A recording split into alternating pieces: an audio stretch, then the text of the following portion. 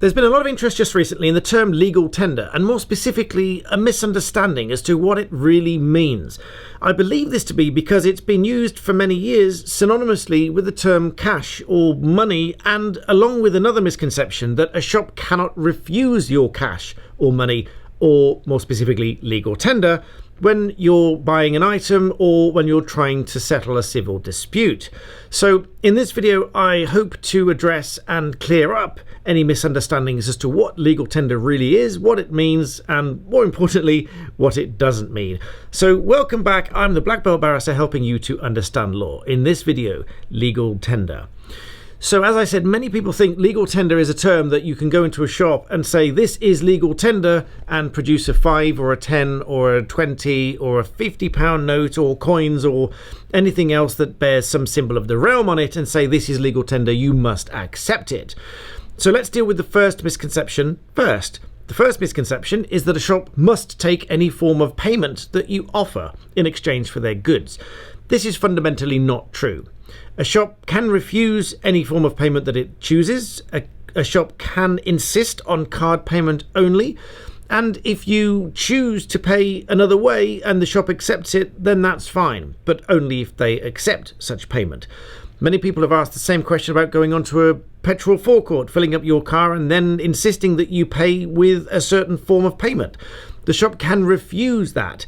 There is a slight argument as to whether you dishonestly make off without making payment, but that's another issue for the courts. Dealing briefly with that making off scenario, because I know lots of people have asked this question, the real key is whether it's dishonestly making off without payment or without having paid as required or expected and with intent to avoid payment of the amount due shall be guilty of an offence. That is under Section 3 of the Theft Act of 1978.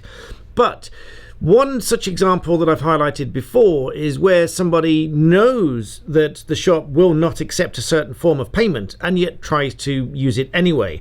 And this is where the crossover with the term legal tender comes in, because some people say that this is legal tender, therefore you must accept it, knowing that this shop doesn't accept that form of payment.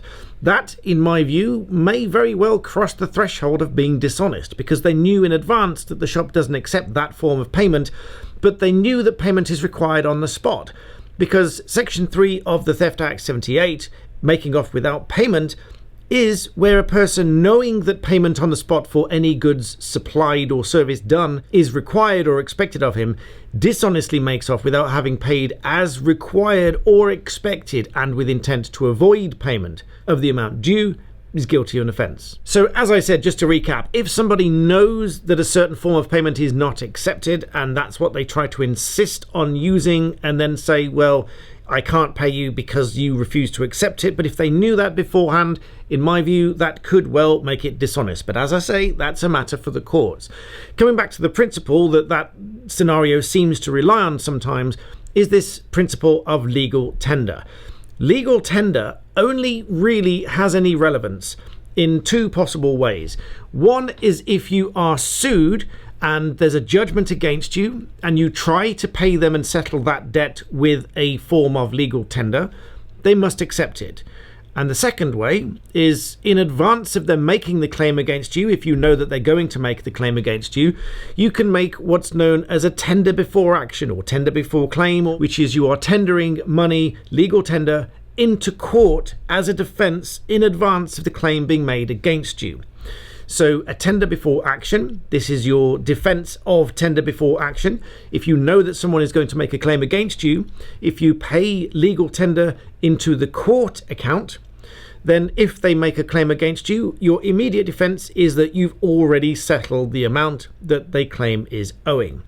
Those are the two ways that legal tender applies. And any other sense of the shop refusing to accept your payment method, be that a card or a £50 note or whatever it is down to the shop. That's their own choice. And it doesn't stop there. In refusing to accept your form of payment, the shops are not necessarily breaking any rules or any laws. So long as they're not discriminating against you for any protected characteristic, most of which are contained within the Equality Act of 2010, they're not breaking any rules or laws by refusing to accept your payment. And it's even more interesting than that, in that in some parts of the country, for example Scotland, only coins are legal tender. So in Scotland, no notes will form legal tender, be that the Bank of Scotland or the Bank of England. They don't form legal tender, and they don't form part of this rule either. And so therefore there's a very interesting argument to become a cashless society, which I think we are more and more so doing of recent years, because even as I said in a recent video, my own bank now does not have a cash counter. We went to try to pay in some cash at some point, only to find this cash counter is no longer there. They still have the automated machines into which you can make payments and withdraw cash, but essentially that makes it a fairly automated system. There were literally 2 assistants in this bank branch at that one time, in case you had a problem using the machines. So now let's talk about the formation of a contract and how that fits in with all of this, because I find that rather interesting, albeit Law School 101, sort of part 1 of your law degree, if you like. A formation of a contract needs to have very basic elements. There needs to be an offer, there needs to be consideration, that means everybody gets something of value, there needs to be an acceptance of that offer, and therefore the intention to create legal relations is founded within those elements, and therefore it creates a legally binding contract. This is why, for example, it's very difficult to enforce any kind of contract if you've lent money to a friend and you don't get any consideration. You've just lent them money on the expectation that you receive it back. Moreover, if you haven't written it down anywhere and there's no evidence of the intent to form legal relations, how are you ever supposed to get that money back? Whereas even in the most straightforward written down contracts of you give me this, I give you that, there's a formation of a contract because there's an offer, consideration, and an acceptance of that offer. And more importantly, if you've got it written down, not that it has to be written down, but if you've got it written down, it's good evidence that there was intention to form legal creations. The other way you can prove that there was an intention to create legal relations, or for certain terms of the contract, which I'll come back to a bit later, if you make a witness statement and the court believes your evidence in court, then you can evidence that there was a contract in place or terms implied into that contract. For example, if you are in a shop, and I've had this work for me, for my clients, in court, in real cases, if you are in a shop and you want to ensure that you can bring something back later, ideally you'd write it down on something and get you both to sign it, but most shops are probably not going to do that. But the court will uphold, if it believes your testimony, a term in the contract between you and the shopkeeper that you had the right to bring this thing back if you didn't like it. Ordinarily, you can't just bring it back because you don't like it. There's no right just to return something because you've changed your mind and you don't like it. There are rights to bring it back if it's not of satisfactory quality, it's not as described, it's not fit for purpose, and so on and so forth. Those rights you find under the Consumer Rights Act. But just because you don't like it, if you've bought it in person and had the opportunity to examine it, you can't ordinarily bring it back. You can if you buy it online. You've got an automatic right to return it if you buy it online. So if you want to ensure that you can return it, buy it online. But coming back to the point, when you enter a supermarket, if you see items on the shelf and it's marked up at a price, that is known as an invitation to treat. It's inviting you to make an offer to purchase the item for the labelled price that is on the shelf. There is no firm contract in place as yet. You can take that item to the counter and say, I'll give you half of that. They'll probably say no.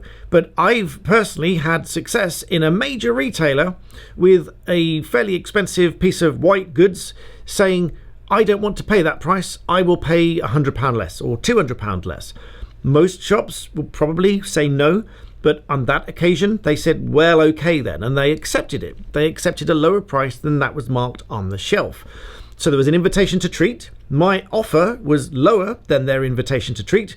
They accepted my invitation to treat, I paid for it, and the contract was complete. However, this brings back in this term of legal tender, and what if you've got to that point, there's been an invitation to treat, an offer, acceptance of that offer, the formation of the contract is complete, the item should now be yours, but you have to pay for the item and there is a debt created. This is where many people believe that this legal tender idea comes back in and that the shop must accept legal tender because it's to settle a debt. Not true, because as I said earlier, legal tender only has 2 ways of being used. One is to pay the money into court if the shop decides to sue you for non-payment under the contract that's just been formed, or 2, after the event when they have sued you, they have a judgment against you, and then you offer them legal tender bearing in mind what is and is not legal tender. You offer them legal tender in settlement of the judgment, then the legal tender is valid and they must accept it. So this is why, as dry as it may sound to a lot of people, I find contract law very interesting. The form of money, form of legal tender, how it works.